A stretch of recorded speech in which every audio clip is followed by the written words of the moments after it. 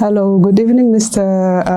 Dhieu Mathok, the Minister of Investment in South Sudan. You're welcome to London PR events. Today's interview will focus on the investment opportunities in South Sudan with a goal to highlight the opportunities for foreign investors to invest in the country. So you're welcome. Thank you very much. Thank you. So first off, for how long have you been the Minister of Investment in South Sudan? Actually, the portfolio is very new. It was created by the Revitalized Peace Agreement, which was signed on 12 September 2018. And then I was appointed as a minister on the 20th March 2020. So I have been now 2 years almost in this ministry. That's quite a long time. Yeah, indeed. So as a Minister of Investment, what strategies do you have in place to deliver investments and to improve South Sudan investment environment? As I said, actually, the ministry was new, but the concept of investment as an institution, it was there. There was South Sudan Investment Authority, which was a form of parastatal. It was not a ministerial portfolio. And then it was upgraded to be a ministry that required us to do some constitutional and laws amendment, such that we restructured the organization to become a ministry. For us to do that, we started with the 3 years plan. We call it establishment plan. We focus on one amendment of existing laws, especially the South Sudan Investment Act 2009. We try to amend it. The work now went very well on this. We have finished our part. We sent it to the Ministry of Justice and Constitutional Affairs so that they can finalize the amendment of the law. We focus on organizational structures so that we moved from the authority to the ministry that required the certain measures to be done. The Undersecretary was appointed. We created offices for the DGs and the other functions which are actually necessary for the ministry to be operated. We also try very much to focus on issues that highlight the opportunities of the investment within this establishment plan. That we engage media a lot, and I want to thank you very much for what you are doing now. This is one of our strategies that want to highlight and bring up the investment opportunities in South Sudan. We have tried. We created exhibitions. We conducted many of them since 2020. Until last year, we have done almost 4 foreign exhibitions. We also try to make investment mapping to see opportunities which are available in the country at the states and the boomers level. This is done with the UNDP and the African Development Bank help us in order to fund the activity. It is ongoing now because we are going to do it. We were aiming at convening international investment conference after we finish with the investment mapping, that is Atlas, so that we can be able to show to our investors the opportunities which are available in South Sudan. That thing is still because the plan is going to end this year by 2023. So this is what we have been doing all this time. We have finished the recruitment with the public service. The staffing was done. Thank God that now we don't have problem with manpower, which used to be a challenge. There are so many activities that we have conducted based on the establishment plan. Great. So with that said, what is your outlook on the South Sudan investment projection? There are a lot of opportunities. South Sudan is a very great country in terms of natural resources. I don't want to say that we are number one in East Africa, but what we have in this country, I don't believe that other country possess all these natural resources. Our only problem used to be instability because we have been at war so long. And the concept of instability cannot match together with the investment. As they say, the investors are cowards. Nobody with a sound mind that can come to a country which is at war, money to come and invest. Also, we believe that there are other opportunities around us that can attract the investors to go there. So our problem used to be instability.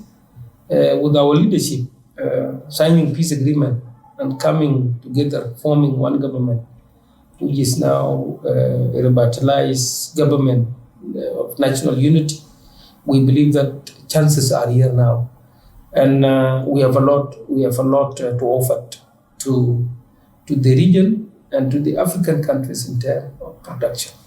Speaking about challenges, you have mentioned, for example, insecurity. What other challenges are there that are hindering the investment opportunities in South Sudan? Apart from insecurity, there are other challenges. Among them, we are still lacking financial institutions that support normally the investors. The investment operate in an environment where there are financial institutions like bank which can support the investors. For example, if you want to talk about agriculture, you must have to have agricultural bank that can support the farmers. And this is where now that sectors can boom. If also you want to talk about real estate, you must have a bank that also can be able to assist the investors. We have challenge in this. The institutions which are actually meant for the support investment are not there. This is one of the challenges. Another challenge which we observed recently is that the huge investment capital required a sovereign guarantee, which are actually used for the investors. We have a problem in this sovereign guarantees. It is true we have oil, but oil also is now supporting the operation of the government. Is the one being used to pay the government expenditures. Is the one being used for the construction of the roads. So it cannot guarantee huge investment. We believe that this is one of the things that we must have to tackle. That is the availability of sovereign guarantee that can be able actually to guarantee the huge investments. Recently, African Development Bank adopt a system which is actually like insurance, where the huge investment are insured by the bank. But also it depends on other factors, including the insecurity in that country. Because when there is insecurity, then the risk become very high. Though is now operating for more than 2 years, we have not seen until now the effect of that approach. So these are some of the issues that we are thinking and we are trying to address. Right. We shall discuss the issue of securing the funds for investors later, but does South Sudan participate in the Global Investment Summit? The summit that we attended, as I told you, I have 2 years now in the office. The summit that I attended was African Investment Authorities Summit, which was conducted in Sharm el-Sheikh in Masr, which was actually meant for African countries. But it was well attended. The international organizations attended. The IMF was there, the World Bank was there, and all the international institutions that are supporting investment, they were there. And it was really very positive in the sense that the focus were on infrastructure, how African countries should create infrastructure that can actually support and boost the investment. Countries like South Sudan, if you look in our situation, we are a landlocked country. We don't have a port. We are depending on other countries. We have also poor roads. We don't have connections. The highway, which is coming, from Cape Town to Alexandria in Egypt, it was just only cut in South Sudan. This is where there is no tarmac, but it was tarmac all this way up to Uganda and Kenya. And then when you reach Sudan, you can get also some. It is just only in the area of South Sudan. South Sudan now is working on this, and it came up in that conference seriously. South Sudan is working on it in order to see that African countries are well connected. And this is where now we can do investment. We believe that we are one market. We can consume the same goods. The African taste is one, So when there is a good infrastructure, I believe that the market could be one also. So this is the issues which are facing us. We believe that we are ready. We are ready to participate in conferences because now at least we put our house in order. We have something that now we can show. We have these projects which actually from the different sector, we collect them from our institutions, whether being in service or agriculture or mining.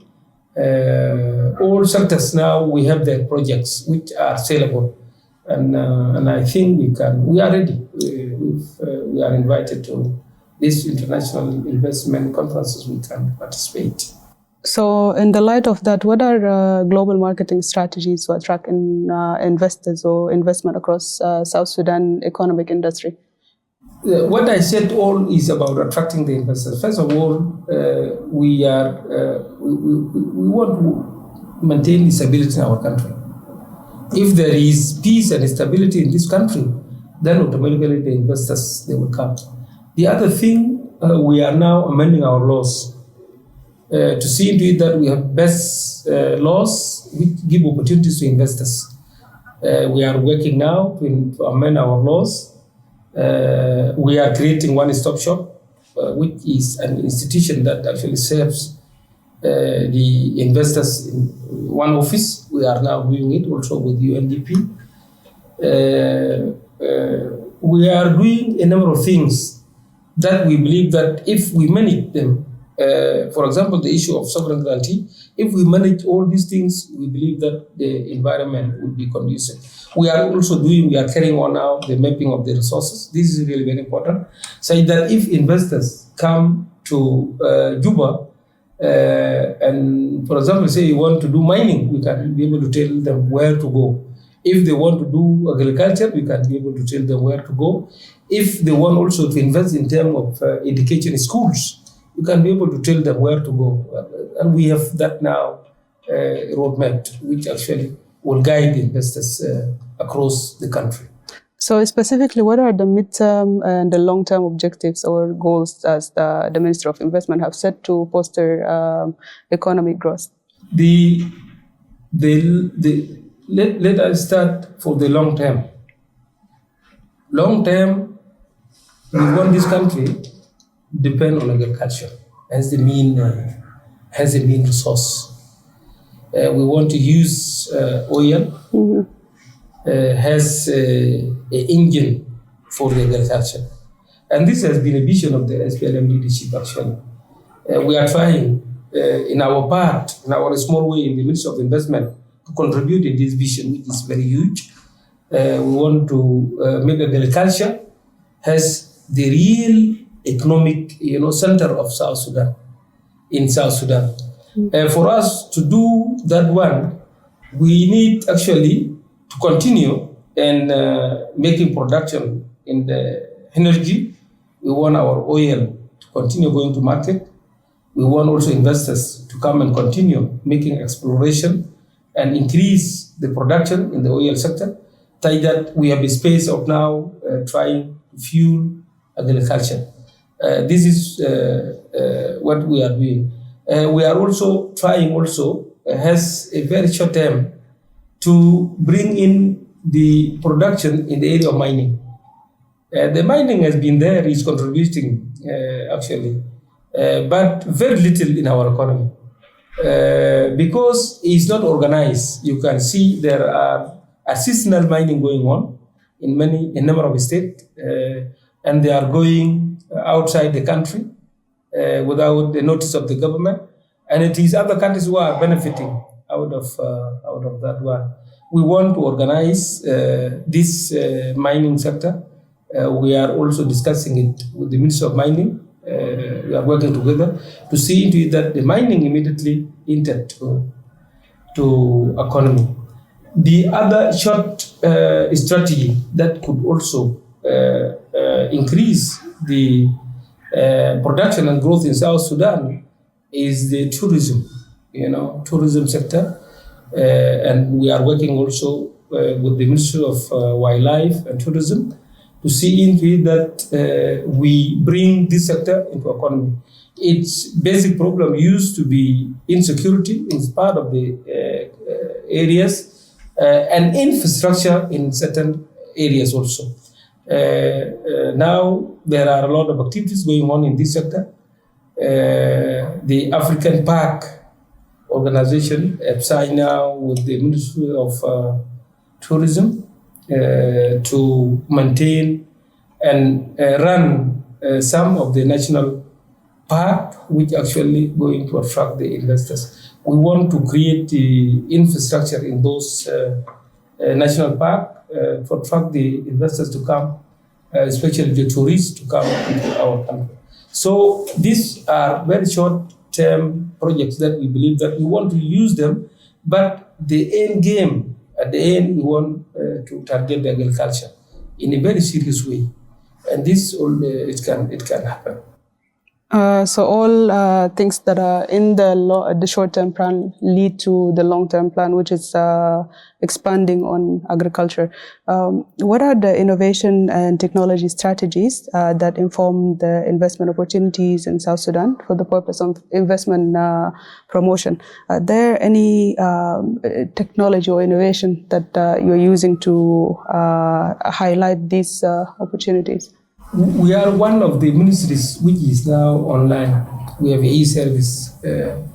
We have launched last year e-service that can enable the investors to register online, even if he is in his own country, he can be able to read that one. But maybe the operation is facing some of the challenges because there are other things which actually need to be in place. One of them is the internet availability. This is one of the important factors. The other thing is power. The electricity needs also to be there. So the Ministry of Investment can work together with other institutions in order to see into it that other factors also they moved. If they don't move, it's going to be very difficult for the investors to come to South Sudan. For example, the issue of the electricity. And this is the reason why there are no huge factories now in this country. Because one of the checklists for the industries is that they should know there is availability of power very big one. Indeed. For example, the cement factor, you cannot insulate cement factor in the place where there's no electricity. So these are some of the challenges that we want to work on it, which are related to what you are raising. We are rich in this end. We have hydropower. I believe that we are one of the best countries in the region, East Africa, in terms of hydropower. There are a lot of opportunities in this area, and we want also investors to come and invest in this issue. All right. What are South Sudan's multilateral guidelines on investment?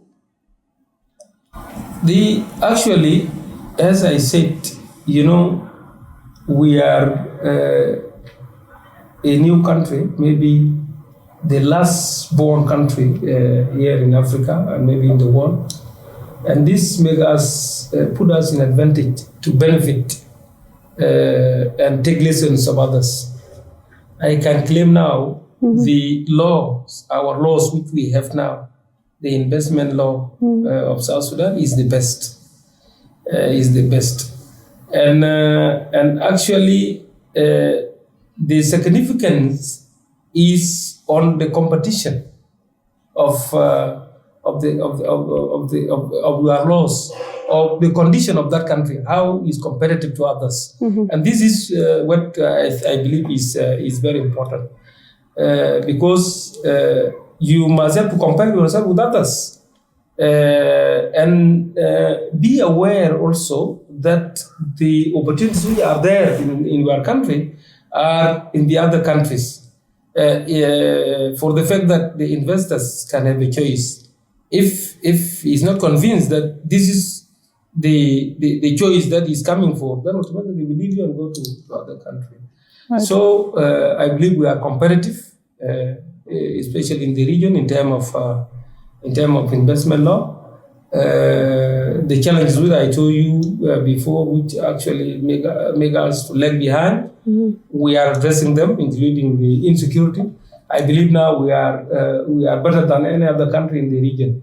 Now our country is more stable for more than 40 years now, and we would like to see it growing. This stability going into the better, and is moving. We are aiming for the elections at the end of the transition and have a democratic government in this country, and that is, I believe, is the top of our aspiration. If we have a good governance and democratic government, then automatically we can walk with our head up, and we can assure our investors that we are the best country. So speaking of investors, what strategies inform the capacity to pull more foreign direct investors? We are actually, this is a very important question. Myself and my leadership in these institutions, we are focusing on direct investment. The direct foreign investment actually generate a lot of things. First of all, it creates the employment for the youth, for the young people. The direct investment, it creates the employment. It created the integration of the market, of the regional and international market. Because whoever comes to invest here, for example, an investor came to Juba and installed the cement factory.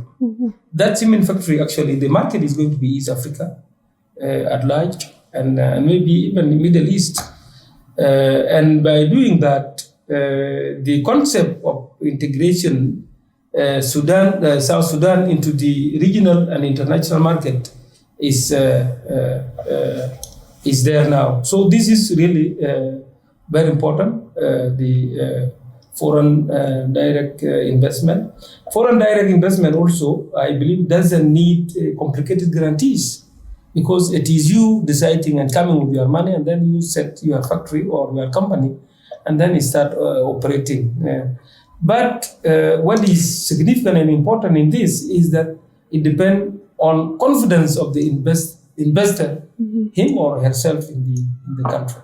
Right. So we are promoting this. This is one of the issues that we are trying very much to promote, see to it that the foreign direct investment is leading. Yeah.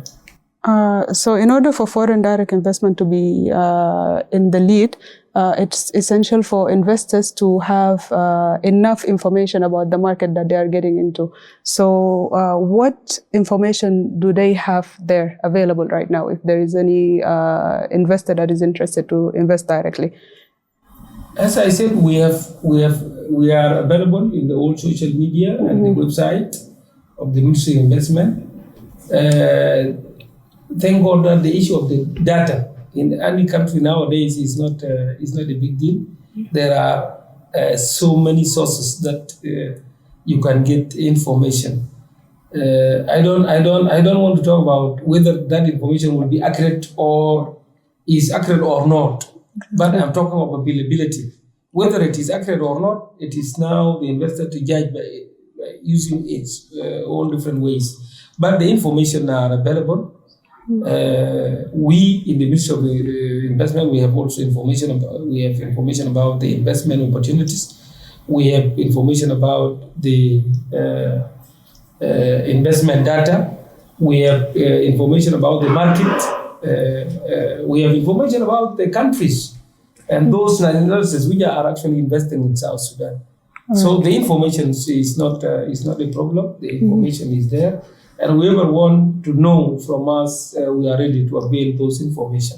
Right. So how will the government guarantee investors that their money will be safe? This is one of the important issues, and that is why actually we were stressing very much on the foreign direct investment. There are two ways, of investment. One is investing with the government projects. For example, you want to construct roads, and you bring your money in order for you to make roads. For you to make roads, it is two ways. You need a grantee. Both ways, you need a grantee from the government. A sovereign grantee, it has to be there, and then you bring your money. Whether you are doing through BOT, that is build and operate and then surrender the project, or you do it by giving a government grace period, and then now government try to pay in installments in order to pay you back. In both cases, you need a sovereign guarantee. And I believe I talk about it, the challenge that is facing us, and we are trying also to address it. So what are the government's policies and packages that will be offered to investors? It based on the law. Our law, as I said, our law is the best, and those packages depend on the sectors that we are going to invest. Somebody who is investing in agriculture is not like somebody who is investing, for example, in mining or in petroleum. And somebody investing in education, try to build schools or hospitals, it has a different package, which actually necessitated by the Investment Promotion Act. All these things are there, and they are really very encouraging. So which countries are currently investing in South Sudan? South Sudan, actually, if you talk of petroleum is dominated by Chinese and Indian and Malaysian. If you talk about general trading is dominated by the Sudanese and then Ugandans and Kenyans. If you talk about real estate, the real estate is dominated by Ethiopian and Eritrea. So you can see a country actually is specializing in a certain area of. But there are quite a number of the countries which are actually doing the business. If you go to Kenya, you can get the majority of the investors and the traders which are there in the market are not South Sudanese. They are foreigners. Yeah. Yes. And in the areas of agriculture and mining that you have mentioned earlier, are there any foreign nationalities that are investing in those? Until now, in mining, there are foreign countries which are doing it, artisanal mining, and we are not certified on the way how they are doing it. That is why I talk about we want to reorganize it, and we want to put in place regulations and laws such that we have it in a way that it can support the economy of the country. But agriculture is really still down. This is one of top priorities in this ministry. Now I'm trying to promote this agriculture. We are discussing with a number of countries and number of companies, number of investors in order to come to South Sudan in order to invest in agriculture. Right. London PR event is doing a conference in United Arab Emirates on the 11th and the 12th of October 2023. So what type of industries and investors do you look forward to collaborating with? By then, our investment map is going to be ready. We will participate and we are going to showcase what we have in this country in a very serious way. Definitely. So are there any industries that you're looking forward to collaborate with, or any specific investors that you have in mind to collaborate with? We are prioritizing agriculture. And this is one of our priorities, and we are desperately looking for the investors in the area of agriculture. You know, South Sudan is one of the leading countries in agriculture. We have factories which were working those days when we were still one Sudan. And these factories and the agriculture schemes have stopped. We want to rehabilitate them. We want to bring them to light, and we are looking for investors in this. We are also prioritizing the mining, because mining has a lot of opportunity. Though we believe that need a lot of work from us, we want to organize it in a way that can contribute into our national economy. We are also prioritizing the tourism. These three sectors, we are moving aggressively on them. But also, we are pushing other sectors. Yeah. Great. So what are your hopes and dreams for South Sudan, generally, and in investment as well? I want to see one thing. If there is stability in this country, I believe that within 5 years, we are going to be a different country. Hopefully. Based on opportunities that we have in this country. So I want our leaders, especially those who have signed peace agreement, to implement the peace agreement and go for democratic elections, so that we have a government which is actually elected by the people. And this can actually create the confidence of the investment in our country. So I hope these things now is going, and is going to happen very soon. Great. So what legacy do you want to leave behind? I have already a legacy. Since I'm the one who established this institution, I am the first minister of investment. And I really made a lot of things. You know, we have now structures in this ministry. I'm now amending the law to be competitive in the region. I'm now doing the investment mapping atlas, which is going to remain behind for a number of years. I believe that I've done a lot. And we expect a lot more. During your time in office. You are right, and it's the right of South Sudanese to expect a lot from us. Thank you very much, Dr. Dhieu Mathok, for your time, and hope to see you by the end of the year at the conference, at the investment conference. Thank you very much. Thank you very much. Thank you. Thank you.